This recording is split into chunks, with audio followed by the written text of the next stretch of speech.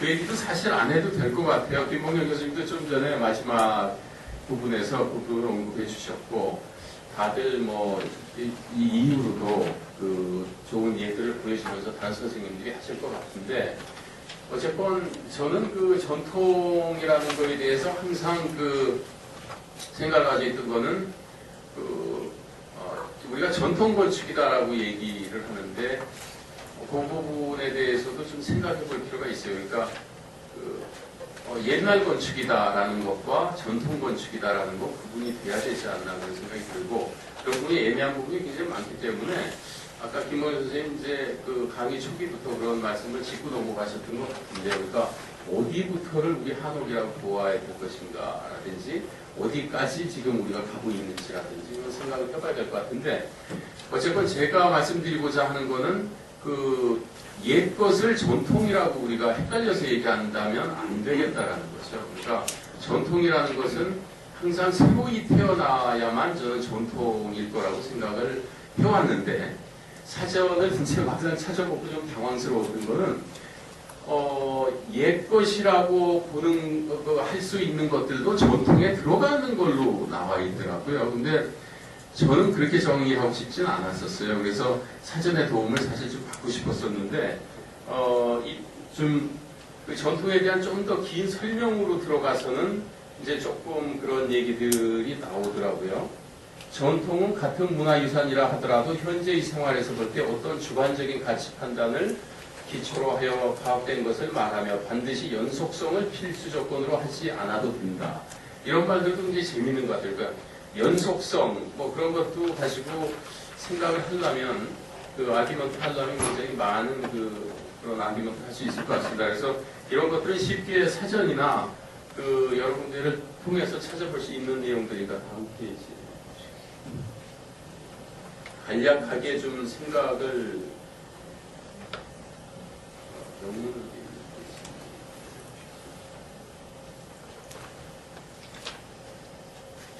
그래서 그 사전마다 조금씩 다르게 정의를 내리는데요.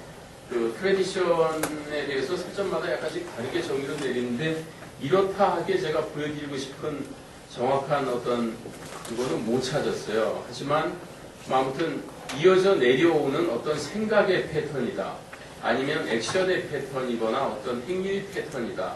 뭐 그런 정도. 그리고 그 문화적 컨티뉴이티, 소셜 에리츠, 그러니까 사회적 어떤 그 태도에 있어 가지고 문화적 연속성을 가지는 것이 아닌가. 뭐 그런 정도인 것 같고요. 그리고 저는 이런 한국의 전통을 찾아서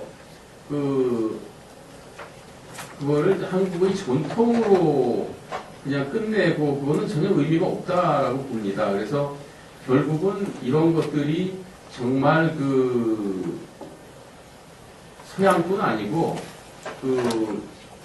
우리 앞으로 인류에 있어가지고 정말 기여할 만한 어떤 새로운 방향을 비전을 제시할 수 있는 그런 게 될 수 있지 않을까 생각을 합니다. 그래서 우리가 정말 그 전통을 통해서 좋은 거를 찾아낸다면 정말 그런 것들이 좀 좋은 세계적인 좋은 영향을 미치지 않을까 이런 생각을 해보는데요. 그래서 서양 사람들은 전통을 어떻게 생각하고 있을까요?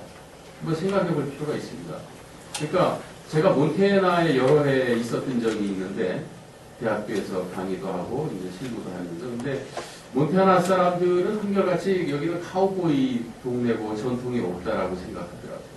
그리고 유럽에 갔을 때에도 뭐 전통이 있음에도 불구하고 또 뭐 그렇고 사실은 누구나 자기가 가지고 있는 문화에 대해서 그렇게 자신감을 가지고 있지는 않은 거를 봤을 뿐만 아니라 어떻게 보면은 뭐 잡지나 그 매개체에 나오는 건축물들이나 많이 보더라도 그 전통의 근거를 하지 않고 어떤 하나의 물결처럼 흘러가고 있는 걸 많이 느끼는 지금인데 그럼에도 불구하고 역시 그 저변에는 전통에 대한 생각들을 많이 가지고 있을 거라고 저는 생각을 하고 개인적으로 많은 경험을 했습니다. 그리고 최근에 인상적인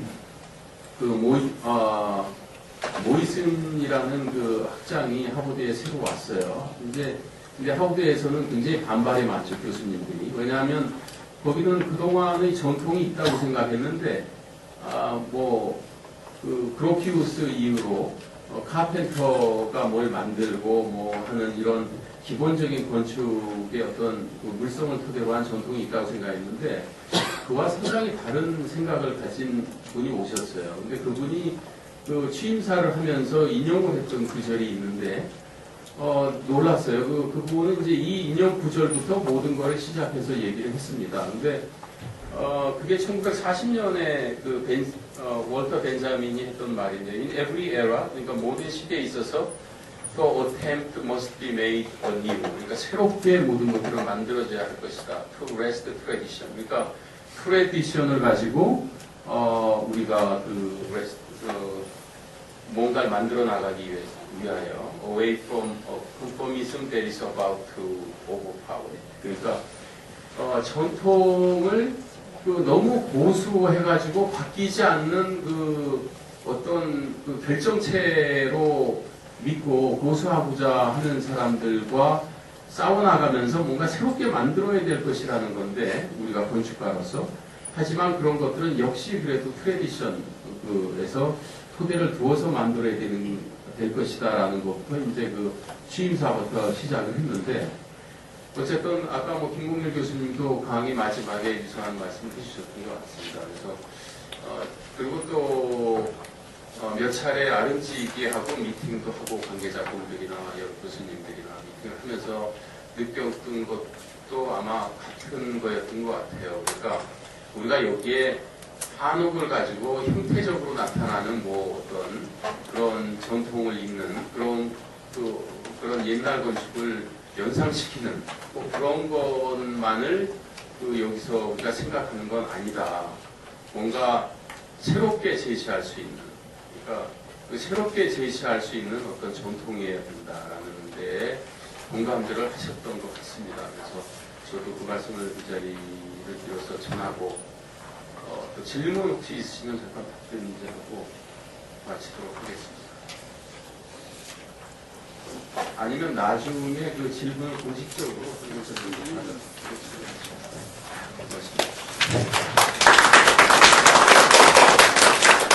이 프로젝트 심사위원은 여러분들 잘 아시는, 아마 그래서 건축가 조경수의 작품 경향은 어떤가 분석을 하려고 하신 분들이 많은 건지 모르겠습니다만, 오히려 그것보다는 오늘 말씀하신 내용, 그리고 또 오늘 우리가 강사로 모신 스님들의 말씀에 귀를 기울여가지고 나름으로 자기의 아이디어를 정리해서 제출하는 것이 좋을 것입니다.